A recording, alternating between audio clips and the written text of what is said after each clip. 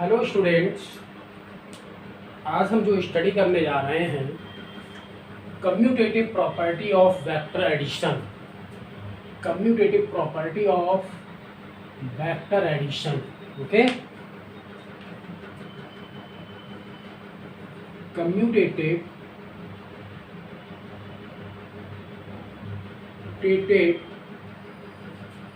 Property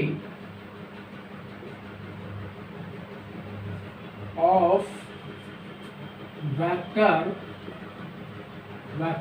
addition।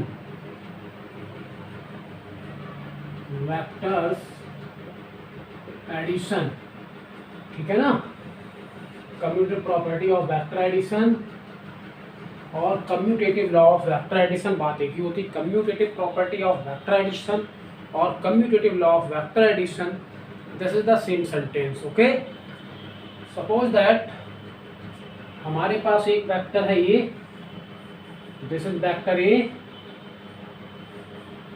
This is vector A, okay, and this is vector B. एक vector हमारे पास ए है और दूसरा वेक्टर बी है। कम्यूटेटिव का मतलब होता है जनरली क्या A plus B,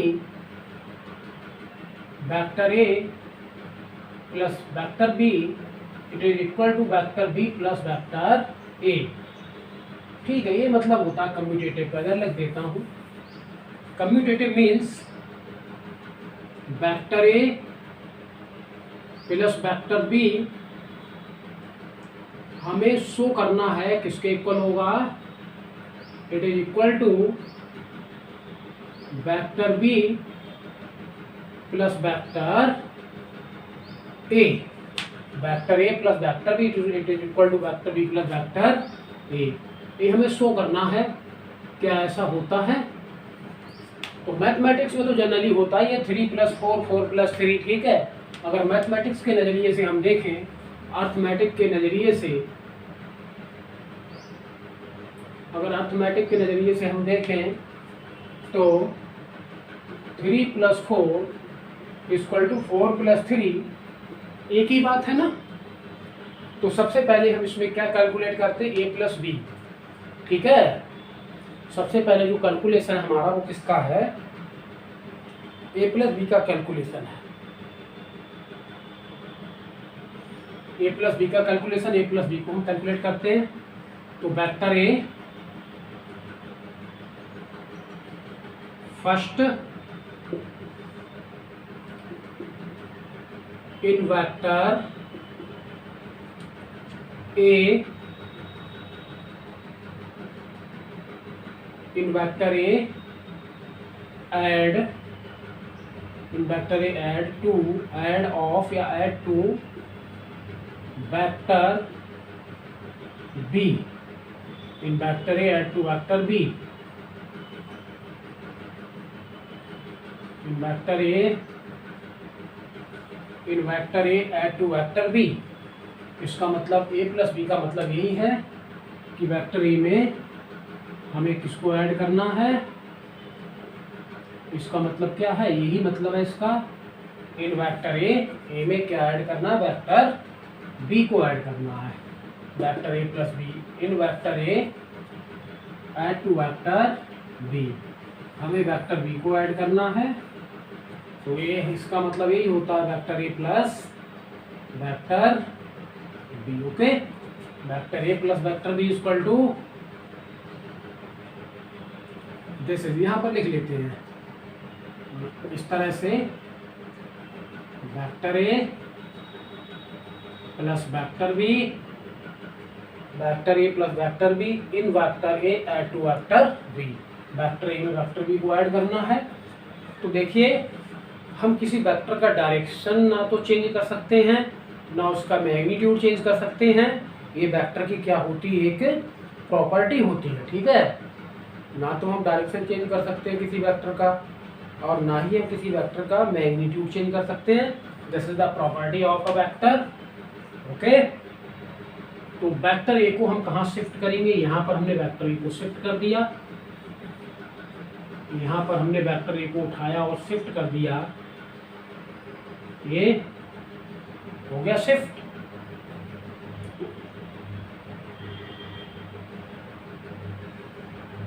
vector A को हमने यहाँ शिफ्ट कर दिया। फिर वेक्टर ए के कनेक्ट करने का triangle law of vector addition में क्या होता है कि वेक्टर ए के हेड में वेक्टर बी के टेल को हमने इस तरह से कनेक्ट कर दिया। अब रिजल्टेंट हम कैसे कैलकुलेट करते हैं,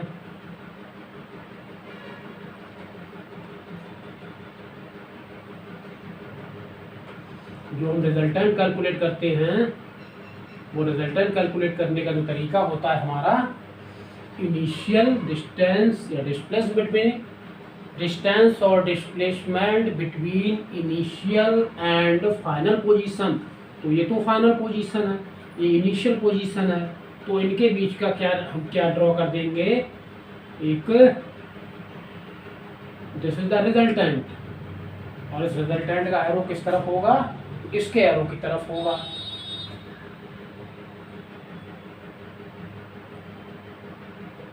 तो resultant R equal to vector A plus vector B. Okay, vector A को यहां से उठा के यहां शिफ्ट कर दिया। फिर वेक्टर ए के हेड में वेक्टर बी का टैग वेक्टर बी आ गया, डायरेक्शन में चेंज नहीं किया। फिर जो distance displacement between initial and final position, this is called the resultant. Okay, तो this is our R equal to, ये हमारा R इक्वल टू क्या निकल के आया, vector A plus vector B. Okay, इसी तरह से यहाँ पर लिख लेते हैं थोड़ा, ठीक है। अब इसको कैलकुलेट करना है, इसको vector B plus vector A, ठीक है, vector B plus vector A, vector B plus vector A, इसका मतलब in vector B add to vector A, ठीक है ना।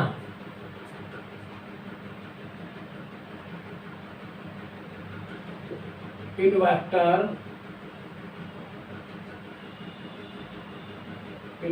बी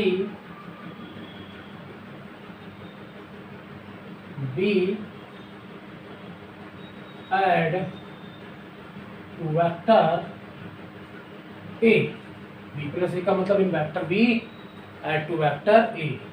तो सबसे पहले हम क्या लेंगे, बी को सबसे पहले लेंगे। तो बी को उठा के यहाँ पर हमने शिफ्ट कर दिया, बी को उठाया और हमने इसको इस तरह से क्या कर दिया, शिफ्ट कर दिया बी को उठा के।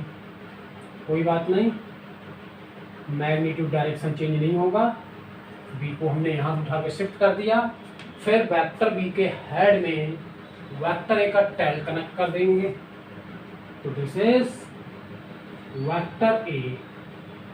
ओके, अब this is the initial and this is final, this is initial, this is final. इन दोनों के बीच जो डिस्प्लेसमेंट होगा वही हमारा क्या हो जाएगा, रिजल्टेंट हो जाएगा। दिस इज आवर रिजल्टेंट, ये हमारा रिजल्टेंट होगा।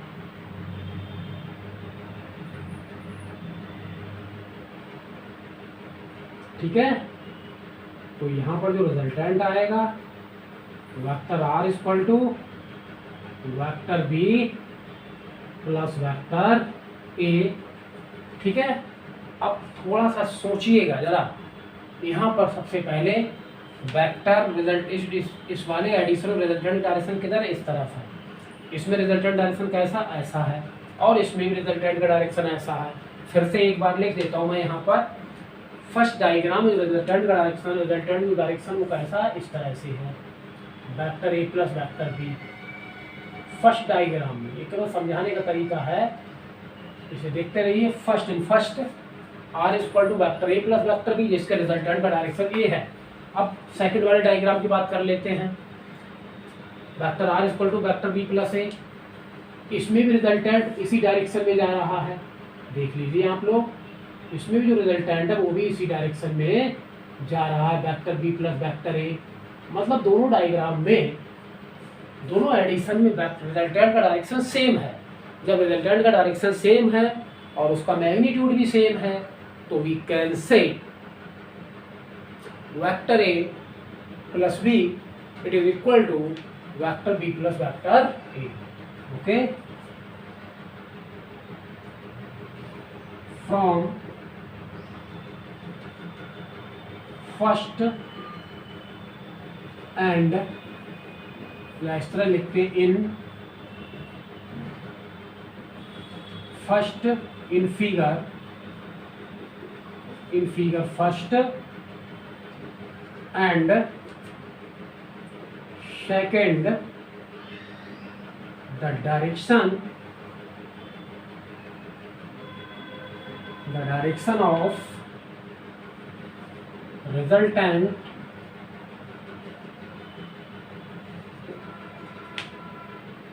is same, the direction and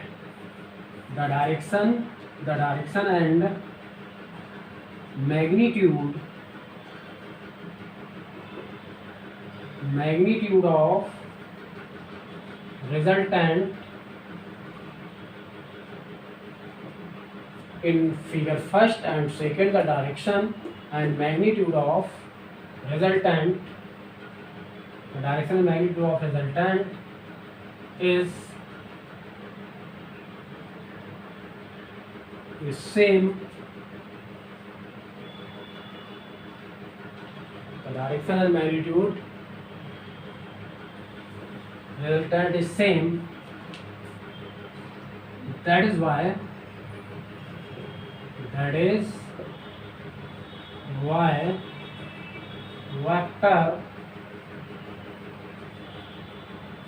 vectors addition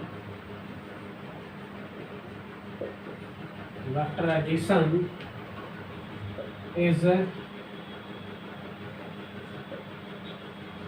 commutative।